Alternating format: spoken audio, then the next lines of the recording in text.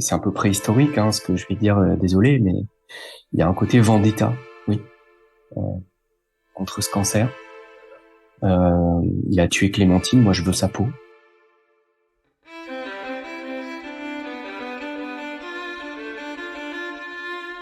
Bonjour, c'est Simon Icard, l'hôte de ce podcast. Vous allez écouter un épisode spécial en souvenir de Clémentine Lecalo-Vergnaud, un épisode qui vous propose de vous joindre au combat et participer à la lutte contre le cholangiocarcinome. Vous aimez mieux les disques ou la radio? Mais c'est du podcast. Oui, très bien, je vois très bien. Tous les invités ont répondu présent. C'est la bonté même, la générosité. Nous sommes arrivés à un carrefour historique. Nous sommes en veine de générosité tous les deux. Qu'est-ce que cela signifie ? Le Podcaston, c'est le premier rassemblement caritatif des podcasts francophones propulsés par Altrui. Nous vous remercions de soutenir les associations qui seront mises en avant pendant cet événement. Bienvenue dans ce numéro édité à l'occasion de la semaine du Podcaston 2024. Pendant 7 jours, plus de 400 animatrices et animateurs de podcasts se mobilisent pour mettre en lumière le monde associatif et ses valeurs. Alors j'adore cette idée et je n'ai pas hésité une seconde à choisir de médiatiser la collecte de fonds et la démarche de la famille, des amis et du mari de Clémentine Vergnaud. Ils sont en train de créer une structure pour aider à financer la recherche et soutenir les patients touchés par un cancer rare des voies biliaires. Ce cancer de mauvais pronostic a un nom, c'est le cholangiocarcinome. Il est rare, mais touche de plus en plus de monde. La structure pour laquelle je vous invite à vous engager avec moi s'appelle le Fonds Clémentine Vergnaud contre le cholangiocarcinome. Clémentine, vous êtes très nombreux à avoir entendu sa voix. Elle s'est éteinte le 23 décembre 2023 après une lutte acharnée de 18 mois contre la maladie que cette journaliste de 31 ans a racontée dans le podcast de France Info « Ma vie face au cancer », le journal de Clémentine. Un programme en 16 épisodes réalisé avec Samuel Aslanov et qui est toujours disponible à l'écoute sur toutes les plateformes et les sites de Radio France. Alors pour évoquer la poursuite de ces combats, je reçois son mari. Bonjour, Grégoire Lecalo. Bonjour. Grégoire, tout au long de cet épisode, on va détailler les raisons qui t'ont poussé à entreprendre de créer un fonds de dotation contre le cholangiocarcinome. On va parler de Clémentine et des thématiques auxquelles elle a donné une voix puissante. On entendra aussi l'éclairage d'une professeure de médecine qui œuvre pour la recherche. Mais d'abord, je voudrais un peu parler de ton histoire avec Clémentine. Toi aussi, tu es un journaliste comme elle l'était. Vous étiez rencontrés comment ? On s'est rencontrés à France Info, tout simplement, comme beaucoup de gens, c'est-à-dire une rencontre qui a eu lieu au travail. C'était une première fois en 2019.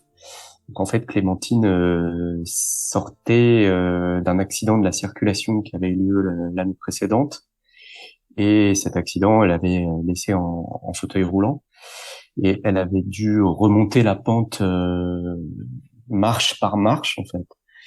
Et une de ces marches l'a amenée à occuper des postes qui lui évitent de sortir sur le terrain parce que elle ne pouvait plus pendant un moment physiologiquement porter le NAGRA, c'est-à-dire l'enregistreur des reporters de radio.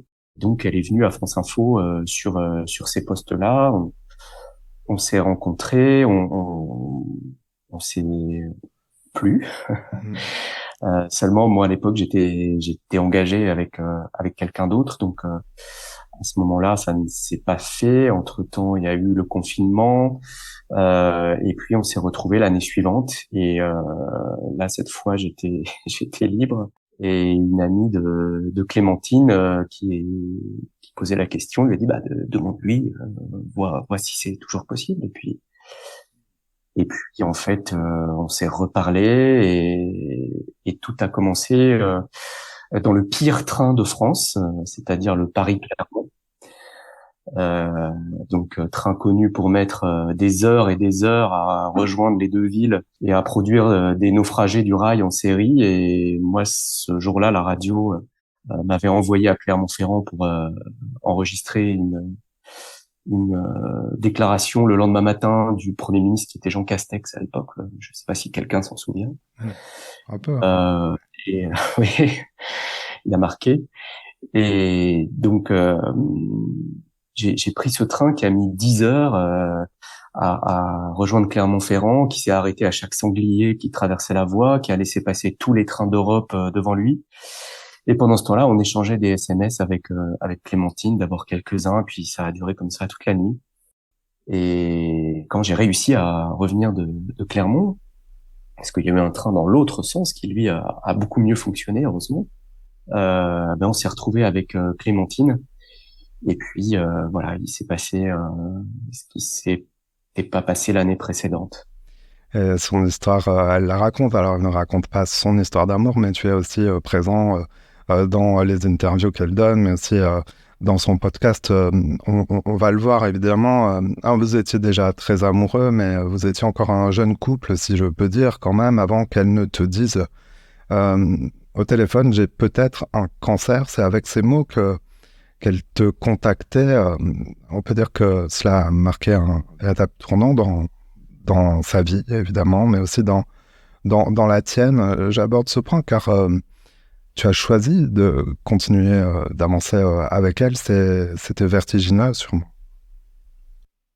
Oui, c'était vertigineux d'abord, cette effraction en fait de ce mot dans la vie d'une jeune femme et effectivement dans la vie d'un jeune couple avec tout ce que ça peut avoir. Et ça a été un moment particulièrement difficile. D'abord, il y a immédiatement de l'incrédulité.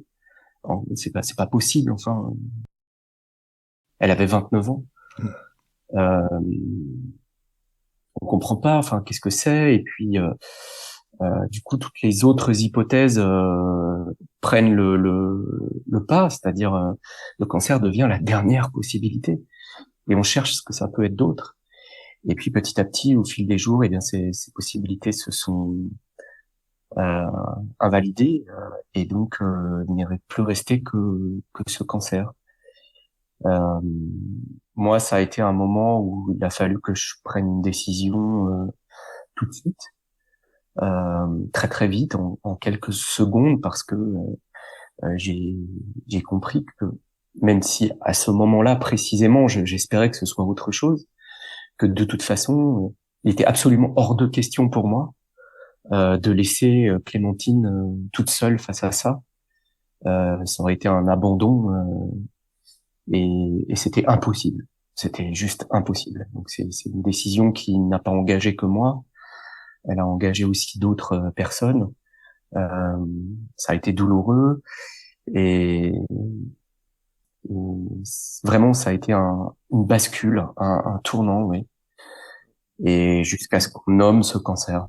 Dans son podcast, Clémentine Vergniaud commence son témoignage avec le récit de la suspicion d'un cancer, en effet, et puis la confirmation, comme tu le dis, de ce diagnostic. Et son premier épisode, alors toi tu dis bascule, elle disait qu'elle avait l'impression que le bateau coulait. Ça a marqué évidemment dès le début, dès le premier épisode, chaque auditeur de ce podcast. Et ce qui marque aussi, c'est la précision de son témoignage et sa démarche qui a consisté à le partager par la voix avec des auditeurs de podcast et de France Info. C'est un podcast qui a aidé, qui aidera énormément de personnes, j'en suis certain. L'impact est déjà majeur. Tu l'as perçu à quel moment que c'était un podcast important qu'elle proposait? Quasiment à sa sortie. C'est-à-dire, j'ai plus la date exacte en tête, mais je sais où c'était. On était à Nantes à ce moment-là. Clémentine était hospitalisée. Elle était partie en week-end chez des amis. Et puis le week-end, c'était vers le fin mai ou début juin, je sais plus trop. Ah ouais, c'était en juin, ouais. Voilà, le week-end a finalement mal tourné. Et moi, je suis allé la rejoindre. Ça a été un moment de retrouvailles entre nous, parce que on avait eu des petits désaccords. Ça arrive aussi, enfin des gros désaccords en fait. Ça arrive aussi même dans le cancer, même pendant la maladie, la relation de couple elle continue. Et moi j'y ai toujours tenu à ça. C'était extrêmement important pour moi que la vie continue avec nos choix. Et moi je restais avec ma personnalité, mes choix, mes volontés, et Clémentine les siennes. Donc on a eu un petit peu de mal à se mettre d'accord, mais finalement on y est parvenu. Et moi, je suis allé la rejoindre. C'était un moment extrêmement heureux, un moment très ensoleillé. Elle était dans cet hôpital, elle venait de réussir à se faire opérer, et elle pensait que c'était l'origine de ses douleurs et que ses douleurs allaient partir.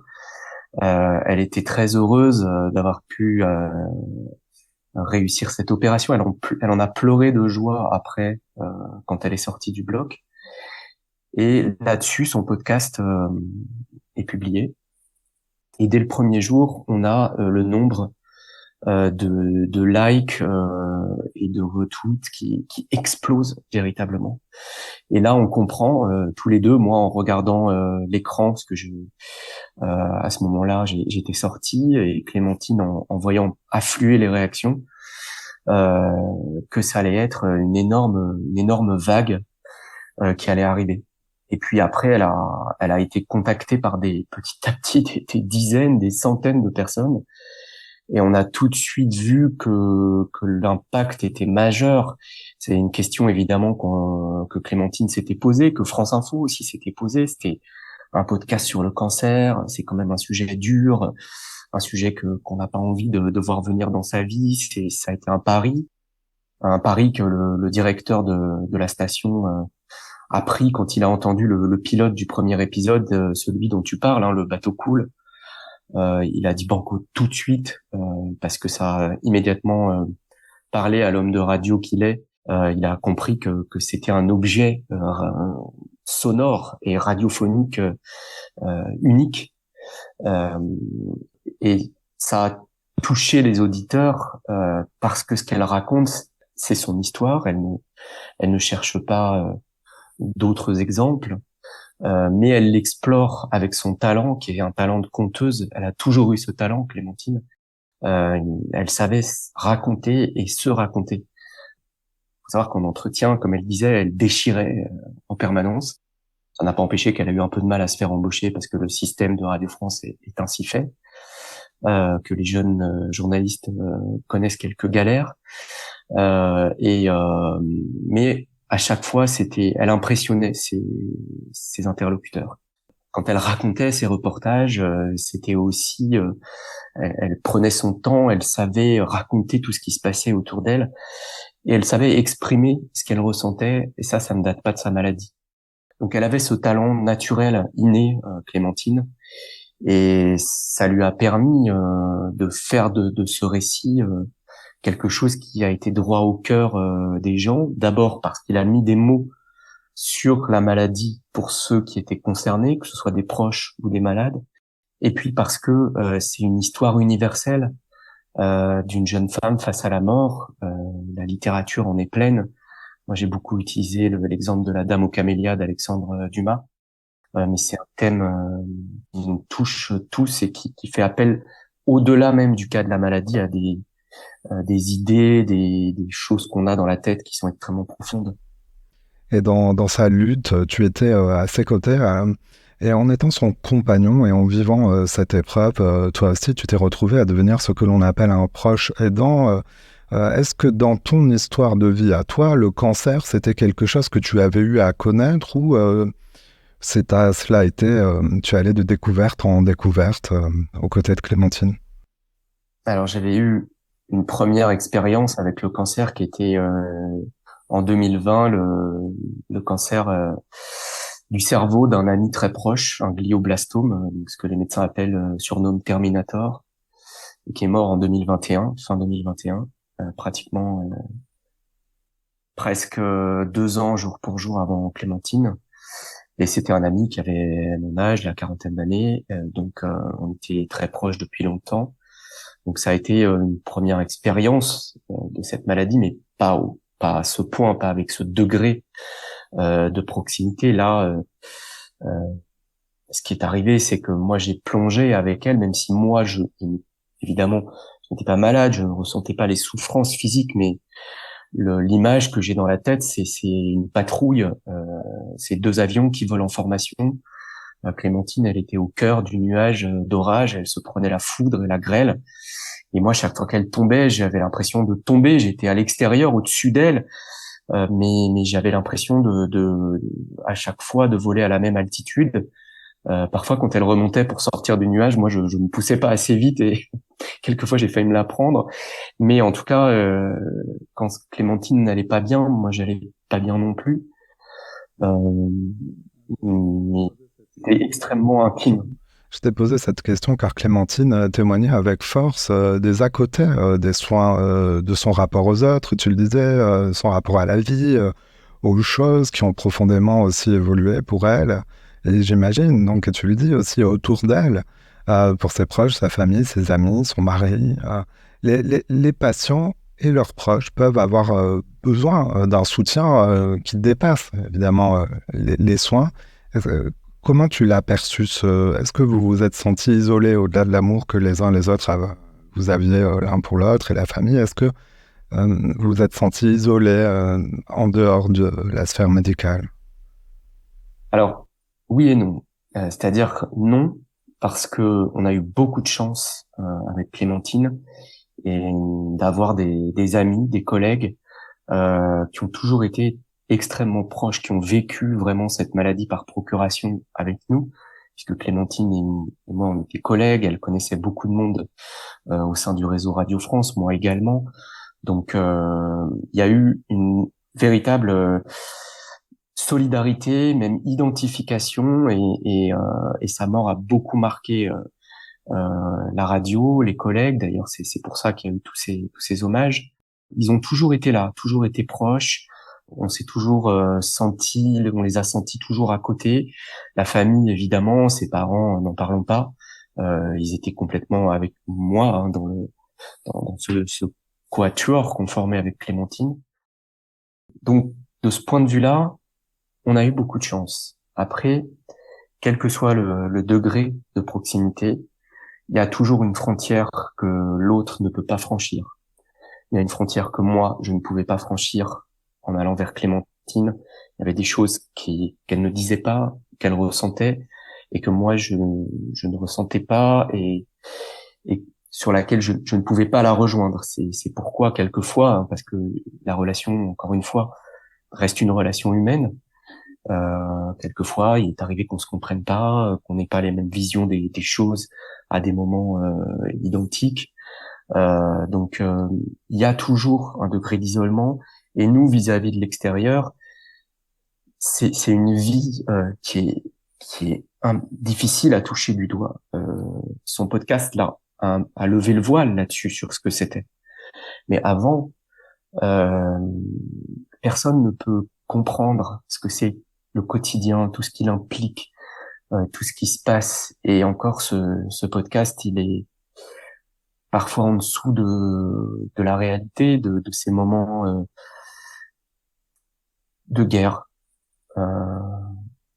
de son corps contre elle-même, et de moments terribles. Je pense à sa première hospitalisation, à beaucoup de scènes qui ont émaillé ces mois difficiles et qu'on a vécu tous les deux. C'est beaucoup d'hospitalisation, beaucoup de soins, des moments très douloureux au sens physique, évidemment, voire quasi permanent. La douleur a été présente quasiment tout au long de sa maladie. Quasiment, presque non-stop, avec une interruption au début de sa thérapie ciblée, mais ça a repris à ce moment à Nantes, et en fait il s'est avéré que ces douleurs étaient liées à la thérapie ciblée. Alors tu dis thérapie ciblée, Clémentine a pu bénéficier de traitements, mais pas du seul traitement curatif connu à ce jour, à savoir l'opération de la tumeur. C'est la situation de son cancer qui ne le permettait pas, comme à peu près 2/3 des personnes touchées par le cholangiocarcinome.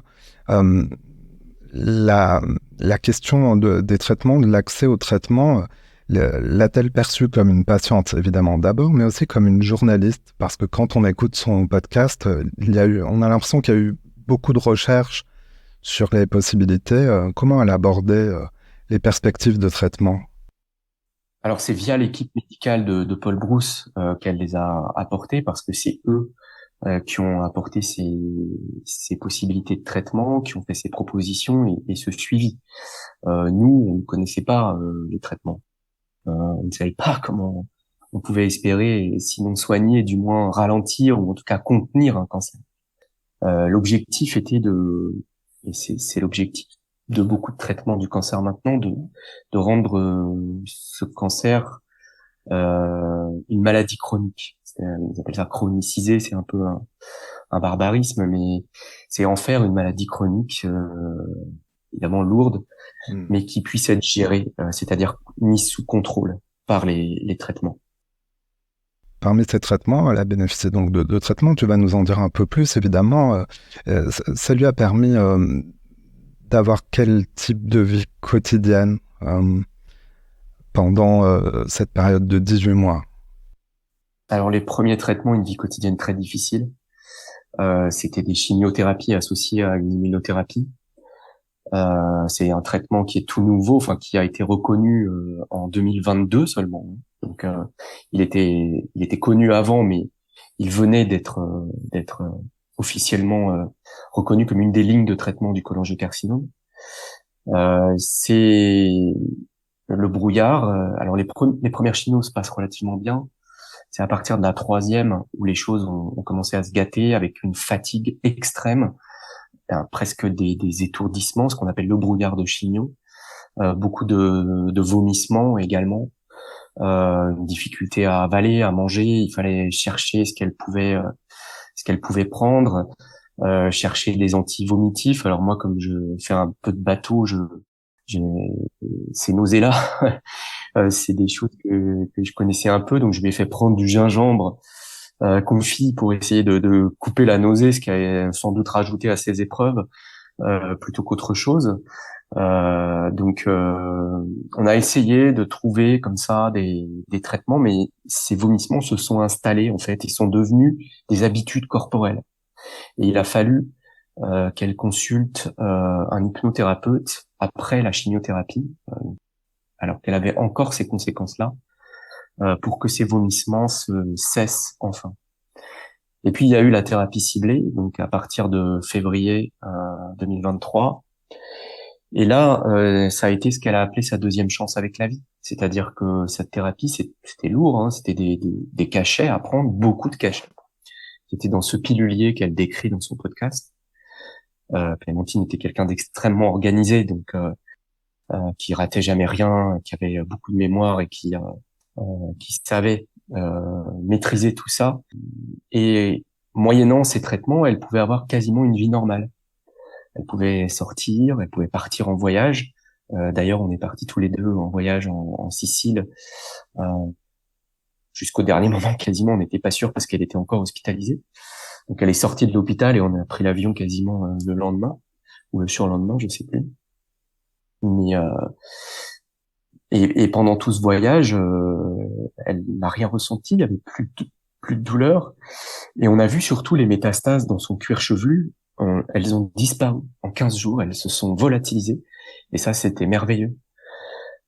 Donc jusqu'au mois de mai, fin mai, début juin, où là, elle a commencé à avoir des douleurs abdominales qui ont été de plus en plus intenses et qui se sont avérées être une conséquence de cette thérapie, qui en plus avait commencé à perdre le contrôle sur les tumeurs elles-mêmes.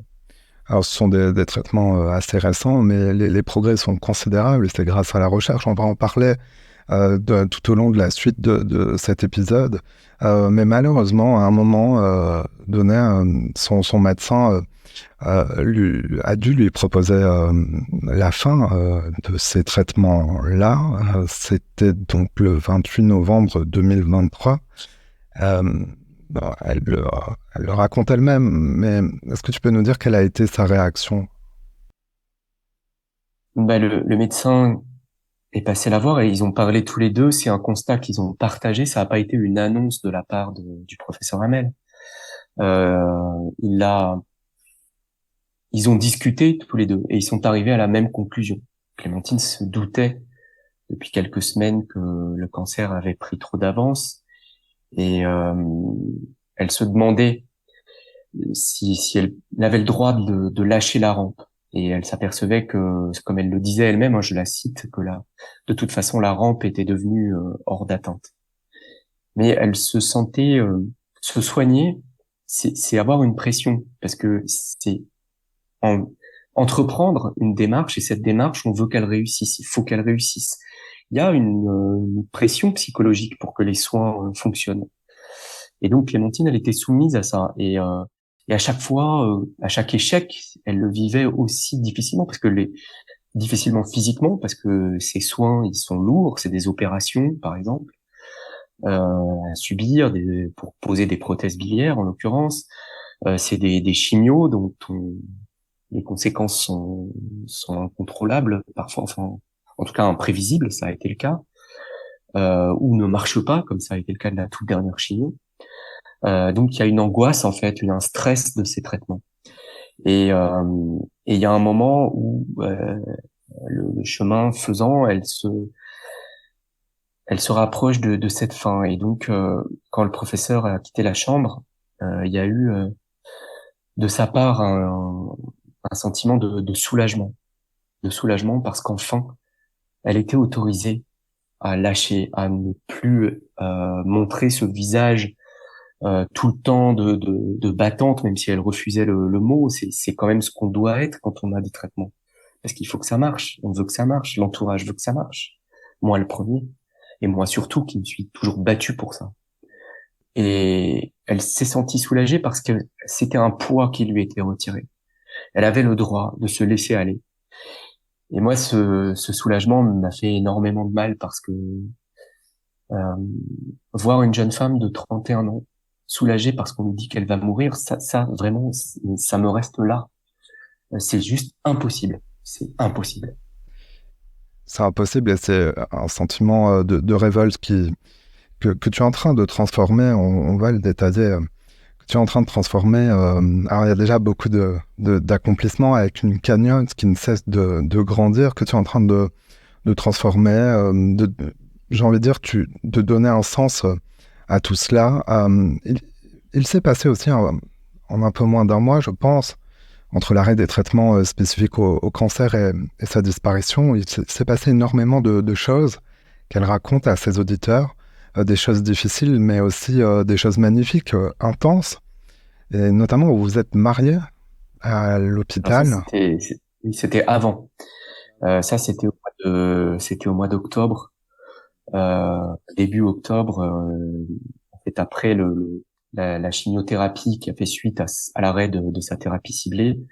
Elle a fait une réaction cardiaque, donc qui finalement n'était sans doute pas liée ou pas complètement liée à la chimiothérapie, mais c'est ce qu'on appelle un syndrome des cœurs brisés en français, qui porte médicalement le nom japonais parce que ce sont les Japonais qui ont mis en évidence ce symptôme, qui s'appelle Takotsubo.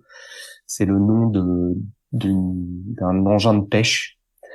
C'est une amphore qui sert à attraper des poulpes parce que le cœur prend cette forme un peu allongée.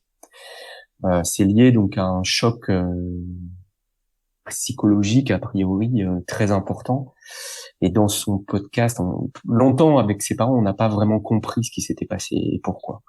Et dans son podcast qu'on a écouté, elle nous a donné cette clé qu'elle avait gardée pour elle. C'était l'arrêt de la thérapie ciblée et la fin de cette nouvelle vie, de cette nouvelle chance avec la vie. On lui enlevait sa vie à nouveau, une deuxième fois. Et ça a fait son chemin et sans doute avec une conséquence du traitement, il y a eu ce qui n'est pas un arrêt cardiaque, mais un accident cardiaque très grave. Et donc, elle a été hospitalisée en urgence. Moi, je venais de la rejoindre. Je l'ai vue qui commençait à s'essouffler, qui avait du mal. Les médecins de garde la nuit n'ont pas compris ce qui se passait, y compris le cardiologue de garde à Bicêtre, qui n'a rien compris. Et je dois dire qu'il a manqué de réactivité, hein, il faut le dire. Et c'est n'est que le lendemain matin que la cardiologue de service de Paul Brousse a dit mais qu'est-ce qu'elle fait encore là, et elle a été emportée toute sirène hurlante à l'hôpital Henri Mondor de Créteil, à l'unité de soins intensifs cardiaques. Et là, ce qui s'est passé, c'est qu'elle était entre la vie et la mort. Elle était à un cheveu elle ne pouvait plus parler, elle chuchotait parce que on se rend pas compte, mais le cœur, c'est ce qui nous donne la force de porter notre voix. Et quand le cœur est faible, eh bien, on peut plus porter cette voix. Donc, il fallait se pencher sur elle pour entendre. On ne savait pas, en la quittant le soir, si elle serait toujours vivante le lendemain. Et elle a vu la mort de près. Et la question s'est posée de savoir si elle voulait être réanimée si jamais son cœur s'arrêtait. Et là, la réanimation cardiaque, c'est quelque chose de très lourd. On vous met des gros tuyaux dans les veines, on vous immobilise. Normalement, on vous endort.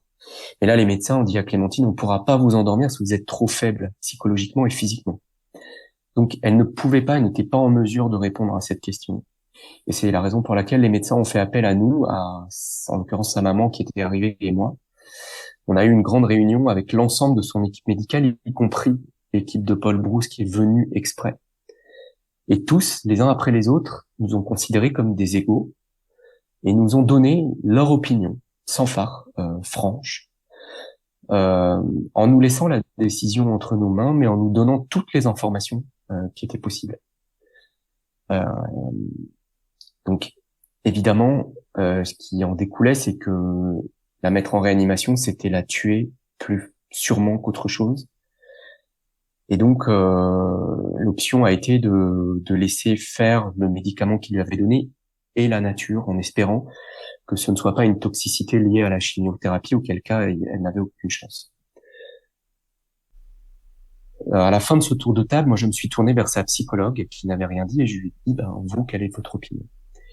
Et elle m'a dit, il va falloir que vous l'entouriez. Et elle m'a regardé, elle a eu ce signe de tête comme ça, en appuyant son propos. Elle m'a dit, surtout vous. Et là, j'ai compris que, comme je le disais, c'était pas le moment de jouer au chat sauvage, que Clémentine, il fallait la chouchouter, c'était comme une princesse. Et quand je suis retourné dans la chambre, je me suis penché vers elle, parce que je lui ai demandé, qu'est-ce qu'il faut faire, qu'est-ce qu'il faut lui dire à ton petit cœur pour qu'il reparte. Et là, elle a eu ce grand sourire, son immense sourire à Clémentine, une des choses qui m'avait fait chavirer dès le premier instant. Elle m'a dit que tu veux m'épouser. Et là, ça a été la deuxième décision que Clémentine m'a poussé à prendre en quelques secondes. Moi qui n'étais pas intéressé même par l'idée de mariage, je lui ai dit oui tout de suite. Tu ne peux pas t'attendre à ça, surtout aussi à ce moment-là. Non, je pensais pas qu'elle avait autant de suite dans les idées. Elle m'en avait parlé bien sûr bien avant, mais bien avant sa maladie, c'était quelque chose qu'elle voulait, qui elle lui plaisait beaucoup. Et voilà, et donc elle m'a fait changer de regard sur la puissance de cet engagement qu'est le mariage. Et ça lui a donné, on aime à le penser, ça lui a donné de la force pour affronter la suite. J'ai la faiblesse de penser, mais beaucoup avec moi, que ce mariage a été ce qui a une résurrection pour elle, et que ça lui a donné suffisamment ça l'a suffisamment inondé de bonheur pour que son cœur trouve la force petit à petit de repartir. On a eu un mariage d'urgence, donc normalement qui est conditionné à la proximité d'un risque de décès très proche. Et il s'est trouvé que dans les jours qui ont suivi, Clémentine a réussi à reprendre le dessus, et j'espère que ça a été un tel bonheur que ça lui a donné un des plus beaux moments de sa vie. Et c'est dans ces conditions, entouré de beaucoup d'amour et toujours aussi de nombreux soins, on comprend quand même réguliers, répétés. On le disait tout à l'heure qu'à un moment donné, la question de l'arrêt, de la fin des traitements s'est posée, la fin des traitements du cancer en lui-même.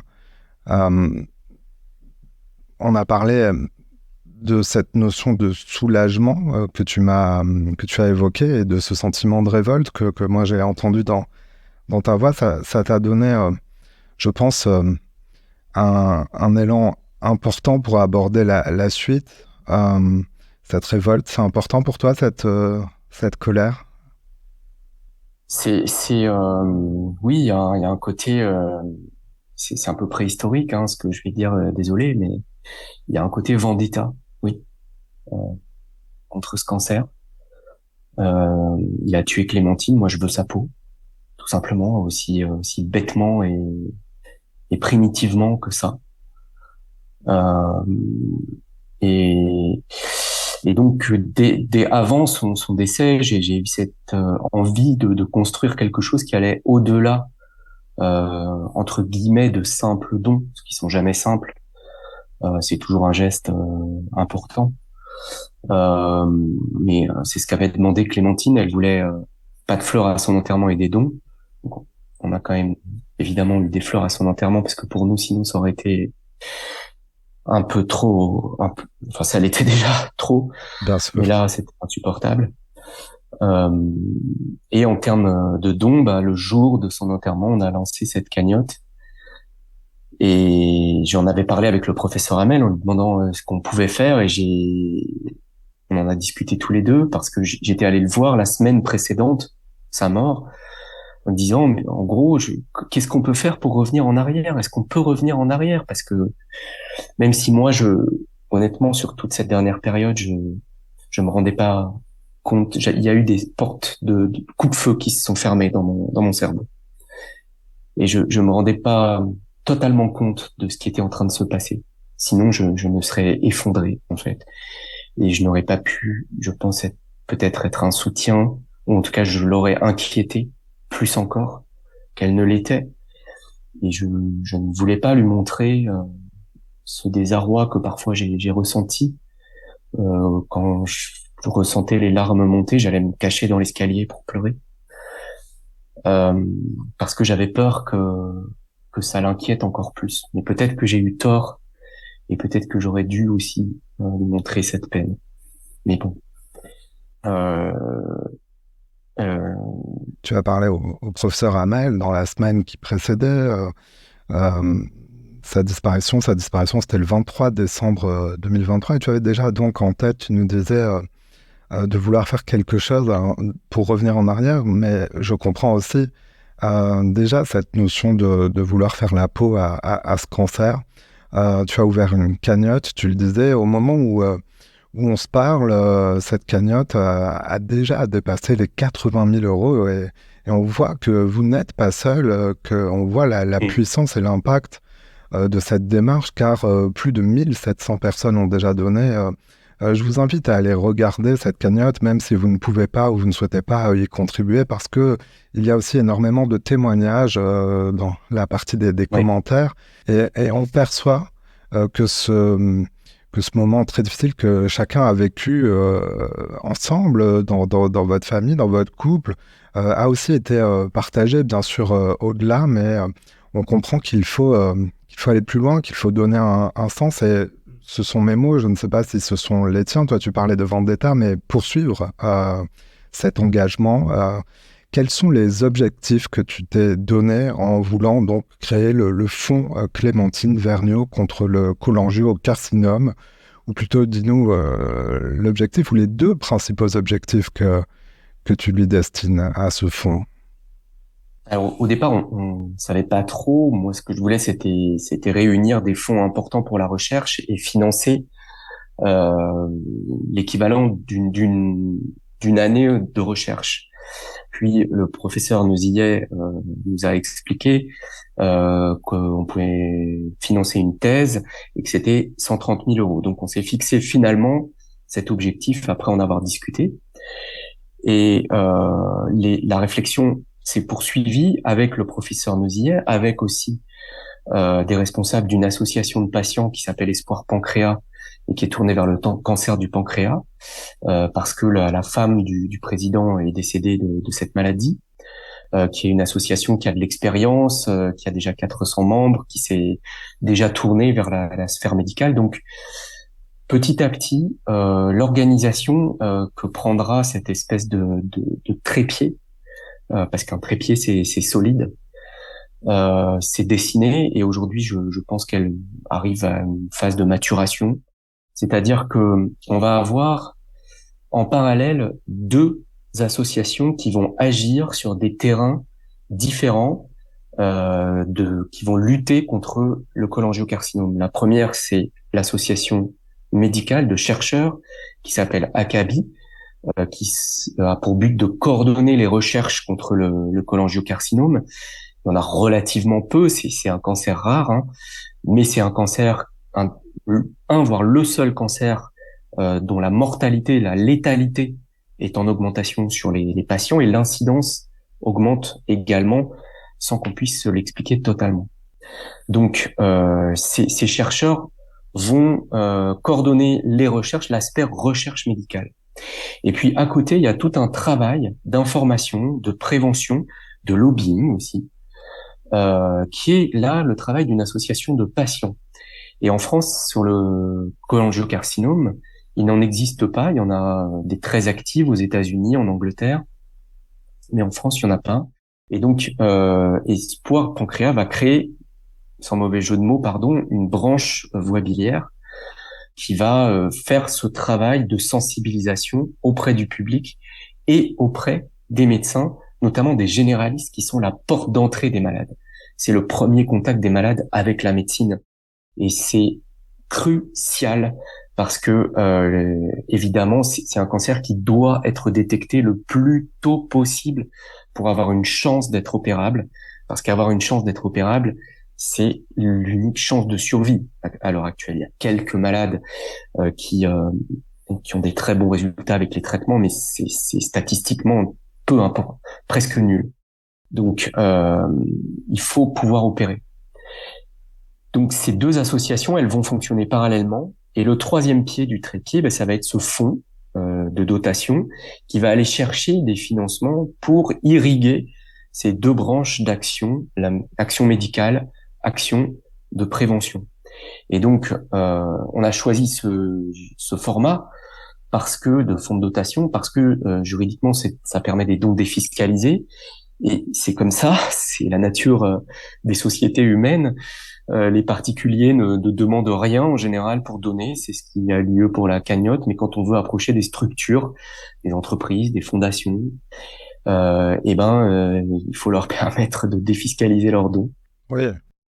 Soit dit au passage, c'est aussi une forme de soutien de la puissance publique, puisque c'est des subventions en moins qui sont données, mais c'est directement de la générosité qui est captée par des gens qui agissent, des gens qui font.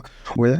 La puissance publique, elle a déjà commencé d'ailleurs ce soutien à travers l'attention que j'ai notée que porte la préfecture, en l'occurrence des Hauts-de-Seine, à l'examen du dossier qui m'a beaucoup touché. On va parler de ça dans un instant, notamment donc de ce fonds Clémentine Vergniaud contre le cholangiocarcinome. Un fonds, pour amorcer ce fonds, il faut de l'argent. Il y a déjà plus de 80 000 euros, mais il en faut beaucoup, beaucoup plus. On espère que cette conversation va y contribuer à sa manière. On va détailler tes objectifs dans une seconde partie.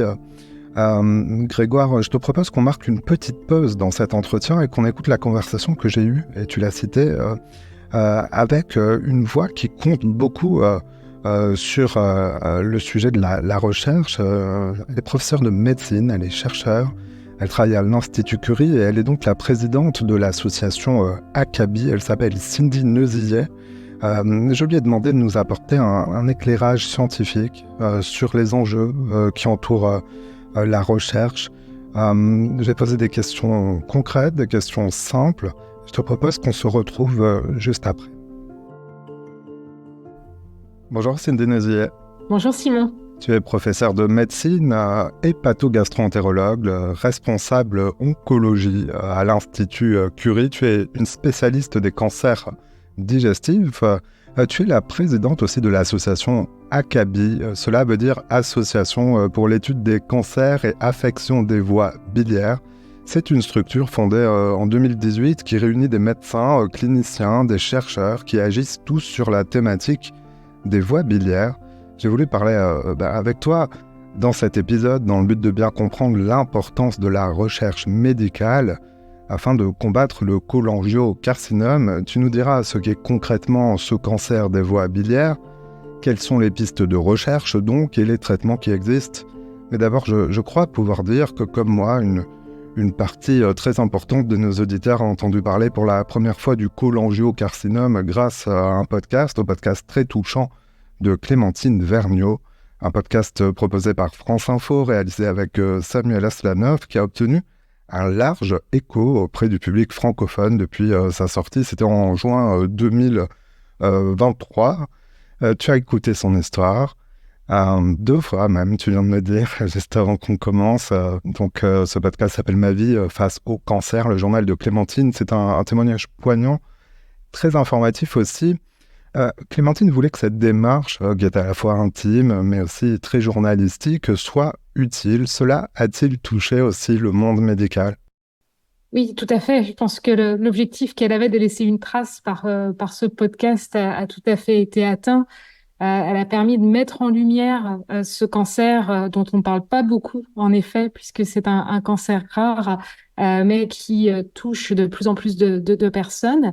Et par ailleurs, dans son témoignage, elle a su retracer les différentes étapes de sa maladie, aussi bien le diagnostic, la manière dont elle a supporté les différents types de traitements, son rapport au pronostic de la maladie, l'annonce aussi bien initiale que l'annonce de la fin des traitements. Et du coup, ce témoignage, il est à la fois très précieux pour les autres patients et pour leurs accompagnants, leurs aidants, mais aussi pour la communauté médicale et en particulier les jeunes médecins, parce que ça donne un autre regard sur la manière dont l'information est reçue et sur le poids des mots vis-à-vis de nos patients. Alors en effet, tu appartiens à cette communauté médicale. Qu'est-ce qui t'a conduit à travailler dans ce domaine et t'orienter vers la recherche sur les cancers digestifs ? Alors, je m'intéresse en effet plus particulièrement au cancer des voies biliaires et au cancer du pancréas. Et ces 2 cancers qui ont en commun d'être des cancers qui font peur souvent parce qu'ils ont une mauvaise réputation du fait de leur pronostic. Et je pense qu'il n'y a jamais des combats perdus d'avance. Et que ces cancers qui sont un peu des Everest de la recherche sont d'autant plus motivants pour qu'on se mobilise autour d'eux et nécessitent vraiment qu'il y ait une collaboration entre les cliniciens et les chercheurs fondamentaux. Et c'est ce qui fait la richesse finalement de ces champs de recherche, c'est qu'il y a une vraie interaction entre les cliniciens et les chercheurs. Et donc, c'est la raison pour laquelle ce sont 2 thématiques qui m'intéressent particulièrement et sur lesquelles la recherche est particulièrement importante. Alors la recherche est importante, j'employais le mot depuis le début de ce podcast, le nom de la maladie dont on parle, cholangiocarcinome. On dit beaucoup voie biliaire, mais concrètement dans le corps, où ça se situe, les voies biliaires ? Alors, les voies biliaires, ce sont des canaux qui partent du foie, donc d'abord sous une taille toute petite et puis qui grossissent au fur et à mesure et qui se ramifient, un peu comme un arbre finalement.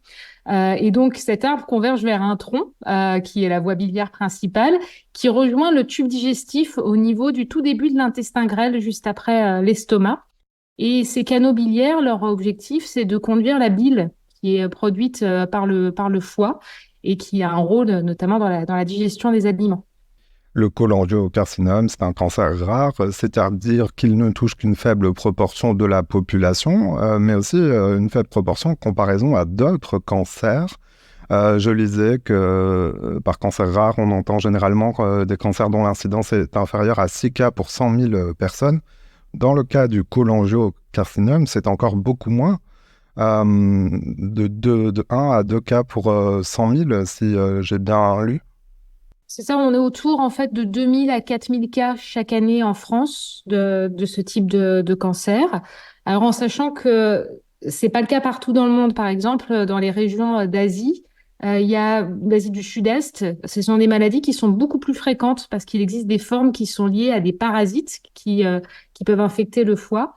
En Europe, ces parasites ne sont pas fréquents, donc on a d'autres facteurs de risque de ce cancer qui sont retrouvés chez certains patients. Mais donc, ça explique qu'on ait beaucoup moins de cas qui soient observés. Et en effet, ça classe cette tumeur dans les pays européens comme étant une tumeur rare. Lorsqu'on entend le mot cancer, lorsqu'on le prononce, vient souvent une image, celle d'une course contre la montre. Est-ce que cette image est adaptée dans le cas précis du cholangiocarcinome, alors dans l'intérêt des patients, mais aussi dans l'intérêt de la recherche? Alors oui, tout à fait. Il y a une urgence, une indication à ne pas perdre de temps dans la prise en charge de ces patients, à la fois dans la partie initiale du diagnostic, où il peut y avoir une part d'errance, du fait que cette tumeur est rare, elle est pas forcément bien connue des médecins, par exemple des médecins généralistes, qui vont en voir très très peu au cours de leur carrière. Et puis par ailleurs, elle a des symptômes qui peuvent être trompeurs ou tardifs dans l'évolution de la maladie, donc ce qui n'aide pas à pouvoir faire un diagnostic précoce. En plus, on n'a pas de stratégie de dépistage pour ce cancer, à la différence d'autres cancers, comme les cancers du côlon ou du sein, par exemple, pour lesquels on a des examens qui peuvent être faits pour détecter la maladie à un stade précoce chez les populations à risque. Là, ça n'existe pas pour ce type de cancer. Et puis après, derrière, une fois que la maladie est détectée, il y a une urgence à prendre les bonnes décisions et il y a notamment un enjeu à avoir accès à une certaine expertise pour examiner les biopsies, pour examiner les examens de radiologie des patients, pour prendre les bonnes décisions en termes de drainage des voies biliaires, pour avoir l'avis d'un chirurgien, par exemple. Donc, du coup, ça demande une logistique et une coordination de différents acteurs, et afin de ne pas perdre de temps dans l'initiation du traitement, parce que, en effet, c'est des maladies qui peuvent aller assez vite et avoir un retentissement, que ce soit sur les voies biliaires ou sur l'état général des patients, qui peut faire que si on arrive trop tard, eh bien, on ne peut plus administrer de traitement. Donc, d'où une urgence vraiment dans la prise en charge à ces différentes étapes. Cette urgence pour administrer le traitement, alors il faut le dire, le seul traitement curatif disponible à ce jour, c'est la chirurgie. Le but est de retirer les cellules cancéreuses, mais ce n'est pas possible dans tous les cas. Est-ce que tu peux nous expliquer pourquoi? Tout à fait. Le seul traitement qui peut guérir ce type de tumeur, c'est la chirurgie parce qu'elle permet de retirer anatomiquement la tumeur. Euh, Très souvent, en fait, on sait que malgré la chirurgie, il peut y avoir des récidives de la maladie derrière. Donc, c'est pour ça que après l'opération, on propose toujours une chimiothérapie en complément. Donc, même si la tumeur a été complètement retirée pour traiter d'éventuelles cellules microscopiques qu'il resterait. La difficulté que l'on a, c'est que, comme on le disait, les symptômes étant tardifs dans cette maladie, eh bien dans plus de 2 tiers des cas, elle est diagnostiquée à un stade où on ne peut plus faire de chirurgie, soit parce que la maladie est trop évoluée localement, et donc comme elle est située, on le disait, les voies biliaires partent du foie, et donc en fait, on ne peut pas retirer un volume de foie trop important, donc la limite vient dans ces cas-là de l'envahissement du foie et des différentes structures attenantes, ou alors du fait d'une extension à distance, c'est-à-dire que les patients qui ont des métastases, dans ces cas-là, on sait que la chirurgie n'a pas d'utilité parce qu'elle ne permettrait pas de retirer l'ensemble des sites où il existe des cellules tumorales. Et donc, ça peut être deux des raisons pour lesquelles la chirurgie peut ne pas être possible. Et dans ce cas, qui concerne un grand nombre de patients, même une majorité de patients atteints par ce cancer, les patients peuvent tout de même se voir proposer d'autres traitements que l'on appelle des traitements palliatifs. Est-ce que tu peux déjà nous expliquer ce mot et quels sont leurs objectifs? Alors, en effet, il y a beaucoup d'idées reçues sur le terme de palliatif. En fait, c'est pas parce que le traitement est palliatif que ça veut dire qu'il n'est pas efficace ou qu'il n'aurait qu'un objectif de confort. Le traitement est dit palliatif parce qu'il ne peut pas permettre de guérir la maladie. Donc, c'est par opposition à curatif, mais ça ne veut pas dire pour autant qu'il ne soit pas actif. Et en l'occurrence, concernant ces traitements pour ce qu'on appelle les maladies avancées, c'est-à-dire les maladies qui ne sont pas accessibles à une chirurgie, le cancer des voies biliaires fait partie des cancers sur lesquels il y a eu le plus d'innovation au cours de ces dernières années. Donc, c'est pour ça que c'est aussi une source d'espoir, puisqu'il a bénéficié à la fois de la révolution de l'immunothérapie, qui maintenant fait partie des traitements qu'on administre dès la première ligne de chimiothérapie, donc le traitement de première intention et combiné avec de l'immunothérapie, il a été montré que c'était plus efficace que de faire la chimiothérapie seule. Mais aussi, elle a bénéficié d'un autre progrès qui est celui des thérapies ciblées, la médecine personnalisée, à savoir qu'en fait, avant, on considérait que c'était un cancer homogène, les cancers des voies biliaires. Et maintenant, on a compris que c'était en fait une multitude de sous-types de cancers qui chacun ont des spécificités génétiques. Et dans 40% des cas, ces spécificités génétiques peuvent permettre d'utiliser des thérapies ciblées parce que la tumeur utilise une mutation comme élément pour assurer sa survie. Et donc, c'est, comme le dit Clémentine dans son podcast, à la fois la plus grande force de la cellule tumorale, mais aussi son tendon d'Achille. Et donc, par les thérapies ciblées, on peut cibler ces altérations. Et donc, on a vraiment eu des progrès. Et maintenant, toute la question est de permettre à l'ensemble des patients d'accéder à ces innovations. Et donc, il y a un vrai enjeu de communication auprès des soignants, auprès des patients par rapport à ces nouveaux traitements, justement. On va détailler tout ça dans un instant. Alors, thérapie génique, c'est pour bloquer, si je reformule un peu, c'est pour bloquer la... Thérapie ciblée, ouais, en effet, c'est pour bloquer la voie de signalisation, ce qu'on appelle, donc c'est-à-dire le moteur, si on veut, de la cellule tumorale. Et l'immunothérapie joue un rôle, j'allais dire, enfin, c'est l'image que j'en ai, en tout cas, tu vas nous expliquer si je le reformule bien, c'est une façon d'utiliser ses propres défenses immunitaires et de les mettre à contribution dans la lutte contre les cellules cancéreuses. C'est ça, tout à fait. L'immunothérapie, c'est un traitement qui agit différemment du coup de la thérapie ciblée. La thérapie ciblée, elle tape directement sur la cellule tumorale. L'immunothérapie, elle agit indirectement, elle va aller stimuler le système immunitaire pour qu'il aille reconnaître et détruire les cellules tumorales. Donc, c'est en effet deux mécanismes différents. Tu évoquais et tu as employé le mot de progrès, ce sont des progrès considérables. Concrètement, comment les définir pour les patients ça allonge l'espérance de vie avec la maladie? Ça permet d'allonger l'espérance de vie des patients et aussi d'améliorer la qualité de vie parce qu'en fait, la qualité de vie des patients est impactée par la progression de la maladie, par l'augmentation de taille de la maladie. Et donc, le fait de pouvoir la contrôler le plus longtemps possible, ça donne du temps, mais aussi du temps dans de bonnes conditions. On comprend en t'écoutant l'immense importance de la recherche et de trouver chaque jour, j'allais dire, en tout cas chaque année, des nouveaux moyens de combattre plus efficacement les maladies, et en l'occurrence le cholangiocarcinome. Quelles sont les pistes de recherche en cours? Sur quoi espérer pouvoir agir pour parvenir à offrir de meilleurs horizons aux patients?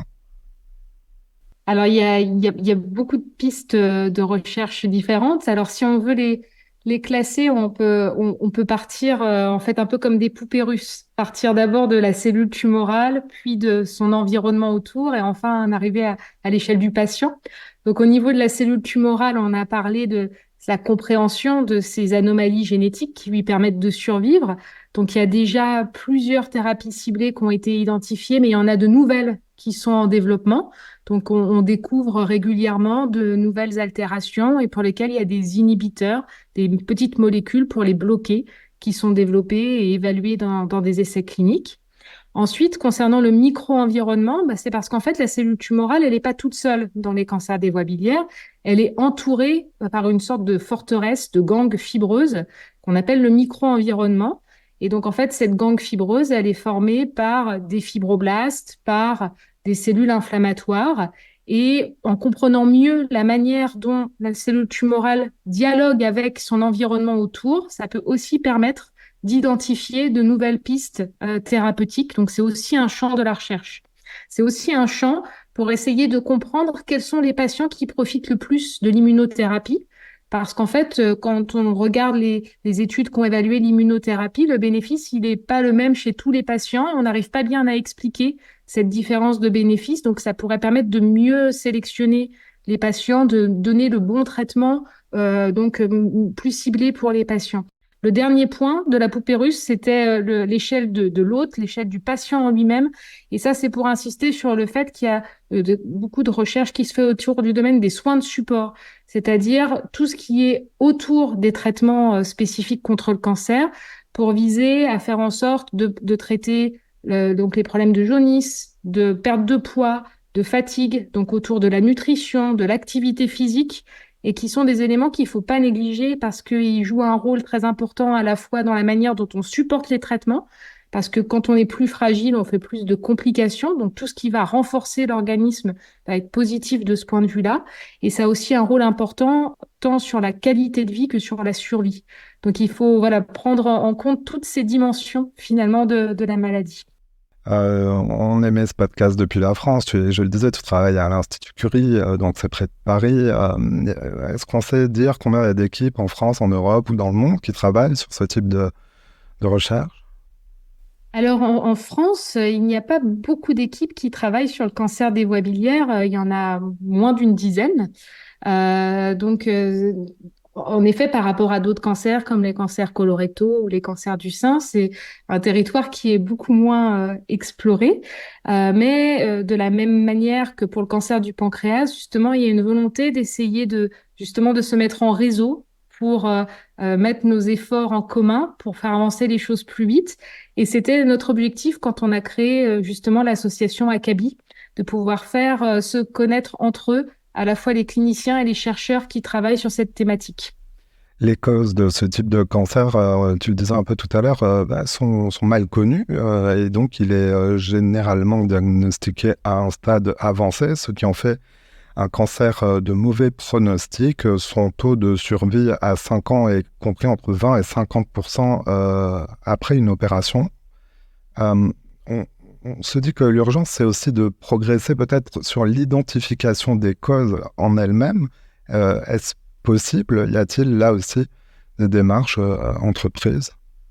Alors, il y a des études épidémiologiques qui s'intéressent à ces cancers, mais plus largement en fait au cancer digestif.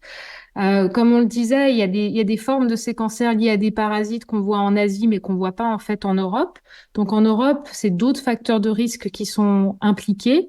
Il peut y avoir certaines formes de cancer des voies biliaires qui peuvent être liées à des maladies chroniques du foie, c'est-à-dire à des cirrhoses ou des stades de pré-cirrhose. Donc en rapport avec des infections au virus de l'hépatite B, au virus de l'hépatite C, ou à des maladies du foie liées à l'obésité, par exemple. Mais la plupart des patients sont diagnostiqués avec ces cancers des voies biliaires sans avoir ces problèmes de maladies du foie sous-jacentes. Par ailleurs, il y a d'autres formes de cancer des voies biliaires qui se développent chez des gens qui ont des formes de maladies inflammatoires des voies biliaires, donc ce qu'on appelle des cholangites, mais qui de la même manière représentent une minorité des patients qu'on voit en pratique, en clinique. Et donc, ce qui fait que la grande majorité des cas, on n'identifie pas vraiment de facteurs qui expliquent le diagnostic. C'était le cas justement chez Clémentine aussi, hein, il n'y avait pas eu de facteurs identifiés. On sait que pour tout cancer, il y a une convergence entre des éléments de prédisposition individuelle, donc la génétique familiale, et donc qui fait qu'on peut avoir une sensibilité accrue à développer un cancer d'un individu à un autre. Et après, la rencontre avec des facteurs d'environnement. Mais ces facteurs d'environnement, ils sont pas bien connus. On sait que le surpoids, l'obésité, le tabac peuvent jouer un rôle, mais c'est des facteurs très généraux et qu'on retrouve pour plein d'autres cancers. Et donc, il y a des questions qui peuvent se poser autour d'éléments dans l'alimentation, par exemple, ou dans l'environnement qu'on n'aurait pas encore identifiés. Mais c'est des choses qui sont très difficiles à démontrer parce qu'on est exposé à tellement de facteurs que pour établir la causalité entre une exposition et un cancer, ce d'autant quand ce cancer est très rare, c'est un vrai challenge d'un point de vue épidémiologique. On va parler sur deux autres questions de la rareté aussi. Mais alors, tu évoquais Clémentine Vergniaud. Ce qui a frappé et ému aussi le grand public, c'est sa jeunesse. Elle a conduit une lutte acharnée contre cette maladie pendant 18 mois. Elle est décédée à l'âge de 31 ans. Est-ce qu'on sait dire, lorsqu'on regarde les personnes atteintes par ce cancer, s'il y a une spécificité liée à l'âge à connaître? Alors, quand on regarde la population globale des patients atteints par ce cancer, c'est une maladie qui touche habituellement plutôt des personnes avec une médiane d'âge autour de 70 ans. Donc, c'est commun un petit peu avec les autres cancers digestifs. Mais en effet, on a aussi des formes qui touchent le sujet jeune. Ces cancers digestifs qui touchent le sujet jeune, ils font l'objet d'une surveillance, on va dire, un peu accrue actuellement parce qu'on se rend compte dans différents pays d'Europe et aux États-Unis qu'il y a une augmentation du nombre de cas de ces cancers chez les personnes de moins de 50 ans. Dans les cancers des voies biliaires, on sait qu'on peut trouver certaines anomalies génétiques dont on parlait, des cellules tumorales, peuvent être plus représentées chez les sujets jeunes que les sujets âgés dans certains cas. Mais après, on n'a pas vraiment sinon de tableau épidémiologique bien décrit de ces cancers des sujets jeunes par rapport à la population plus âgée. Simplement, la population plus âgée, on la voit moins dans les essais cliniques ou dans les données de vraie vie, du fait qu'elle arrive souvent avec un état général altéré au début de la prise en charge et que ces patients, malheureusement, pour une part importante d'entre eux ne reçoivent même pas de traitement pour leur maladie parce qu'ils sont trop fatigués au moment où ils arrivent au diagnostic. Donc, il y a aussi ce côté-là à prendre en compte, c'est-à-dire que les patients que l'on voit dans les essais cliniques ou qui reçoivent un traitement ne sont que la partie émergée de l'iceberg et qu'il y a une part importante de patients qui ne peut pas accéder à un traitement pour cette maladie. Les études, la recherche médicale, c'est fondamental, nécessite des moyens financiers importants, colossaux. Alors il y en a déjà beaucoup. Il y a aussi beaucoup de générosité en France. Mais peux-tu nous dire pourquoi les chercheurs ont-ils besoin aussi du soutien du public et comment peuvent-ils le manifester? Alors évidemment par des dons, mais je pense aussi à la parole, au fait et à la bonne information. Comment les citoyens peuvent aider les chercheurs? Alors, c'est une grande question. Je pense qu'il y a cette notion de donner de la visibilité à ces cancers. Donc, les initiatives comme celle du podcast de Clémentine Vergniaud contribuent à donner cette visibilité. Il y a aussi un aspect sur lequel, avec Akabi, on essaye de travailler, qui est que on n'a pas d'association de patients concernés par cette maladie. Et c'est vrai que quand on échange avec les patients, on se rend compte qu'il y a un vrai besoin, une vraie demande de ce point de vue-là, parce que ils sont à la recherche d'informations sur leur maladie, de témoignages de personnes qui ont traversé la même chose qu'eux. Et donc, on est en train d'œuvrer pour essayer d'aider à la création de ce type de structure. Et en fait, voilà, c'est une prise de conscience finalement et une connaissance par rapport à cette maladie qui peut aider à faire avancer les choses. Et cette meilleure connaissance, elle doit aussi, selon toi, concerner le médecin de famille, celui que l'on va voir en premier. Sont-ils assez sensibilisés à ce type de cancer? C'est une question importante qu'on a soulevée au moment d'une réunion. On a tenu des états généraux en fait autour des voies biliaires avec l'association Akabi, et on s'est posé cette question du rôle du médecin généraliste. Comme on le disait, la maladie étant très rare, le médecin généraliste il va voir très peu de cas au cours de sa carrière. Donc on peut pas lui demander de connaître toutes les subtilités de la prise en charge, de l'expertise dont on a parlé plus tôt dans le podcast. Mais par contre, ce qui est important, c'est de pouvoir lui donner des guichets finalement auprès de centres experts auxquels il puisse s'adresser s'il a une question qui est plus large que celle du diagnostic de cancer des voies biliaires, parce que c'est tellement spécifique.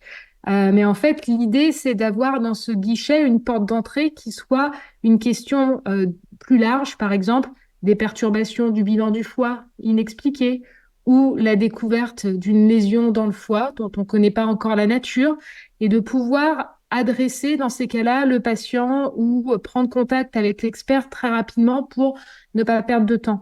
Et donc, on se dit que le rôle du médecin généraliste, il est peut-être plus dans cette étape d'orientation plus que dans la connaissance approfondie de la maladie, puisque ça n'aurait pas de sens en fait dans le cadre on va dire du tuilage des soins. Des chercheurs aux patients, des patients aux chercheurs, c'est toute une chaîne qui se mobilise, et notamment à travers cet épisode. Donc je rappelle qu'il est possible de formuler des dons. Je vous mets toutes les informations dans la description. Je mets aussi le lien du site internet de l'association Akabi dont tu parlais pour les professionnels de santé qui chercheraient à rentrer en relation avec vous. Merci beaucoup d'être intervenu dans cet épisode spécial. Merci, professeur Cindy Neuzillet de l'Institut Curie et donc présidente de l'association Akabi. On va suivre avec beaucoup d'intérêt les évolutions de la recherche et les informations qui ont trait à ce cholangiocarcinome. Merci d'être passé dans cette émission. Et merci à toi d'avoir mis en lumière ce cancer aujourd'hui.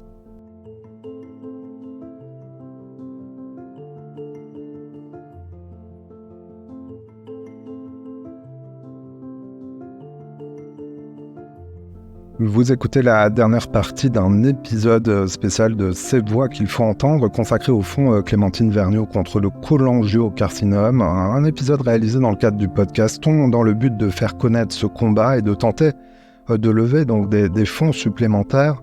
Grégoire Lecallot, nous te retrouvons. Nous allons parler dans un instant de ce que tu souhaites mettre en place pour donner de la voix aux patients atteints par la maladie. Mais d'abord, tu le disais tout à l'heure, la recherche a un besoin important de soutien. Nous venons de l'entendre, il reste énormément de travail à accomplir. Tu me disais, en préparant cet entretien, que tu voulais faire la peau à ce cancer. Tu viens de nous le dire tout à l'heure en exprimant la notion de vente d'État. Côté soutien à la recherche, le fonds de dotation, ce fonds, cette mobilisation que tu es en train d'entreprendre, comment ça va concrètement s'opérer? C'est s'appuyer sur les meilleurs spécialistes en France? Oui, ça, au niveau de la recherche, nous, on va faire confiance complètement à l'association Akabi. Et les fonds seront discutés, enfin, ils vont nous donner leurs besoins, nous détailler les programmes, et les fonds seront discutés au conseil d'administration du fonds Clémentine Vergnaud et reversés en fonction des besoins. On a déjà c'est comme base cette cagnotte Litchi. Au départ, on voulait 15 000 € parce que c'était le montant minimum qu'il fallait pour verser un fonds. Tu l'as dit, on est à plus de 80 000 et vraiment j'ai envie presque de saluer les donateurs, que presque de leur dire merci, même si merci, il y a 1000 façons de le dire, mais je crois que s'ils ont voulu donner, c'est parce qu'ils ont eu le sentiment de recevoir de la part de Clémentine et de rentrer et de connaître Clémentine. Et c'est leur réaction à ce podcast, pour beaucoup d'entre eux qui nous le disent, de ce témoignage lumineux, qu'ils ont l'impression de connaître Clémentine. Et puis il y en a beaucoup qui ont été touchés personnellement par cette maladie. On a reçu des mails de témoignages qui nous racontent ces parcours et qui n'avaient pas de fléchage précis contre cette maladie, et qui voulaient, comme moi en fait, agir spécifiquement contre le cholangiocarcinome, contre ce tueur.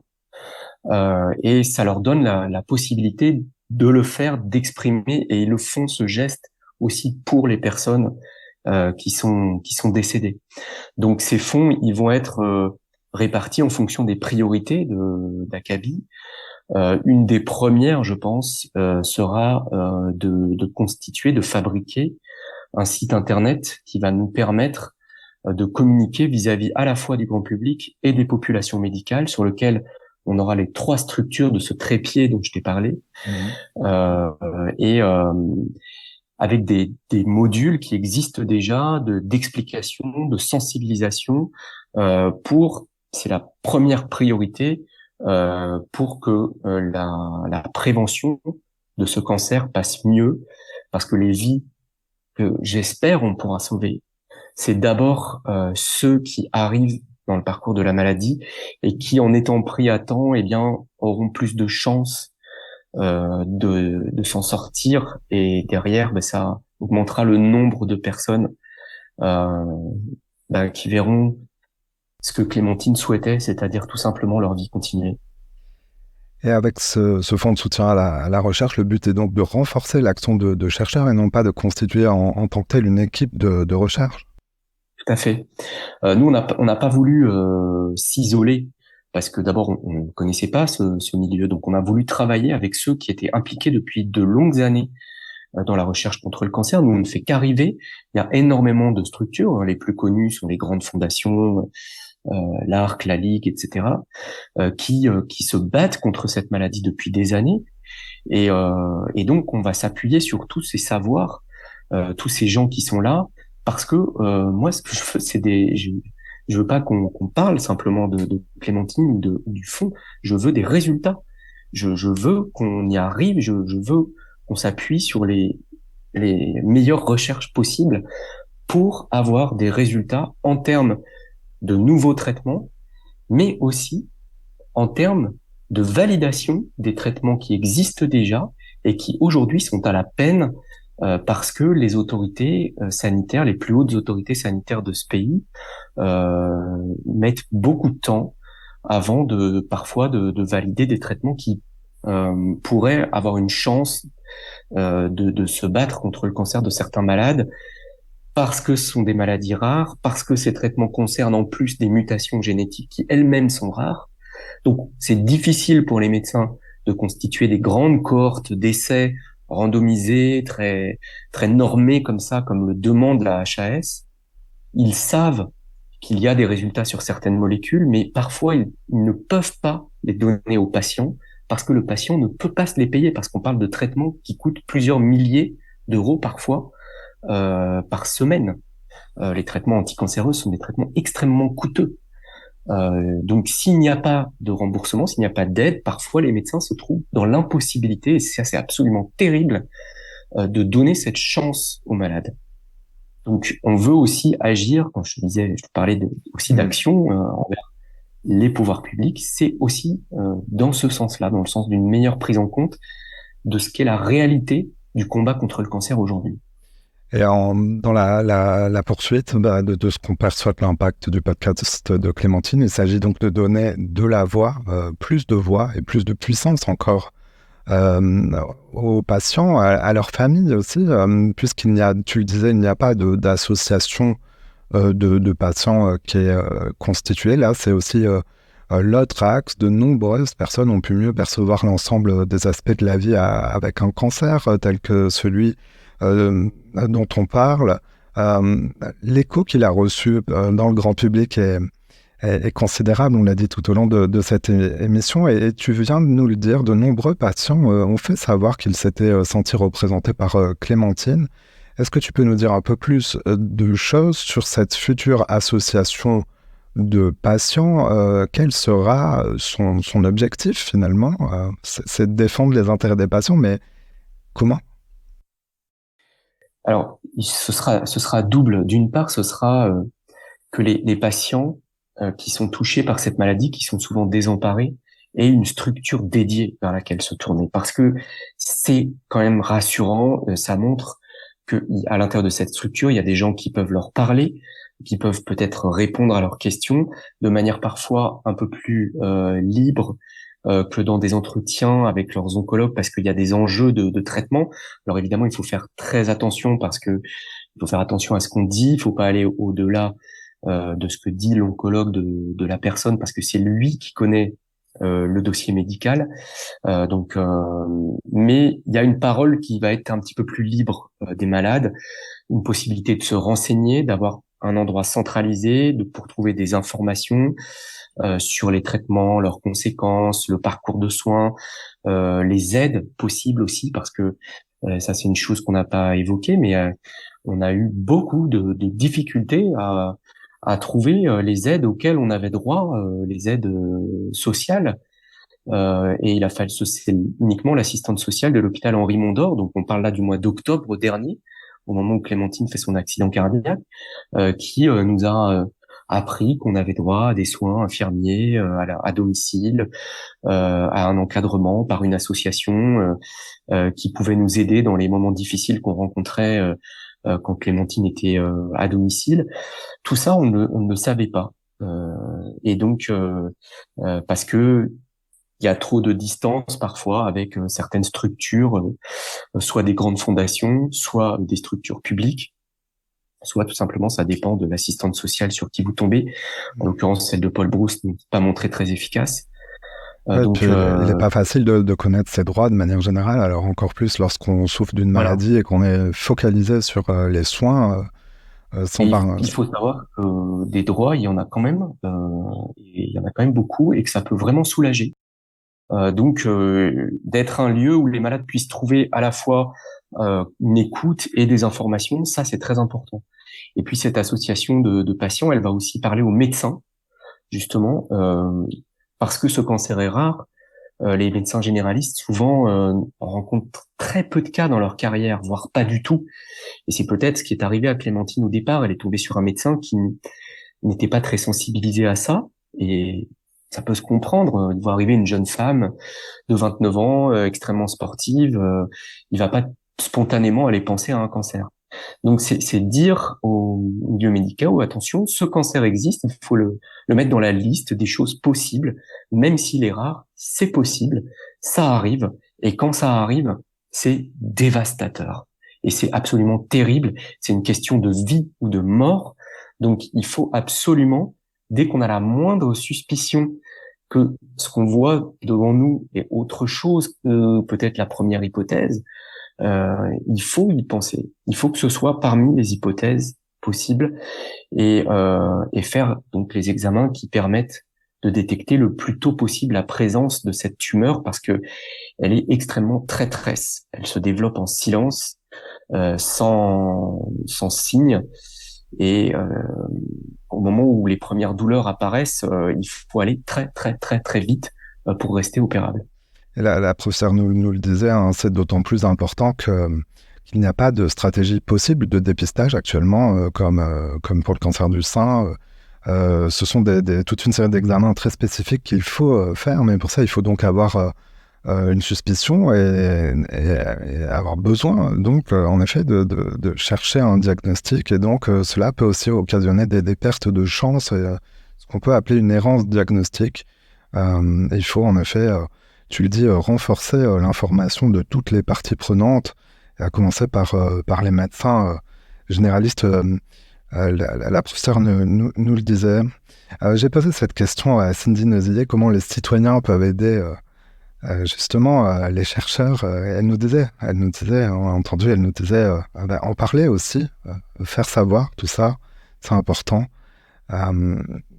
Quel type d'indication tu peux nous donner sur le calendrier? Alors, il n'y a pas de question piège, parce que tu me disais là, tu es vraiment en train de constituer le dossier d'un fonds de dotation, mais toutes les personnes qui vont contribuer à la suite de cet épisode, quelles sont les prochaines étapes pour toi?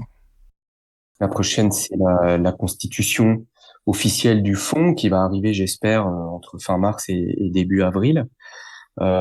Et la publication au journal officiel qui sera le point de départ de l'existence juridique de ce fonds. Et après, ça va être à nous d'aller démarcher les structures qui peuvent nous aider, qui peuvent s'embarquer dans cette aventure et contribuer à vaincre ce cancer. Donc ça, pour moi, c'est une aventure nouvelle. C'est pas des choses que j'ai fait jusqu'à présent. Oui, tu nous le disais au début, tu es un journaliste, tu n'as pas d'expérience dans la collecte de fonds. Mais j'ai beaucoup d'espoir et beaucoup d'envie, d'enthousiasme pour cette cause, même si cet enthousiasme il est bien lourd, malheureusement. On l'entend avec force et aussi avec une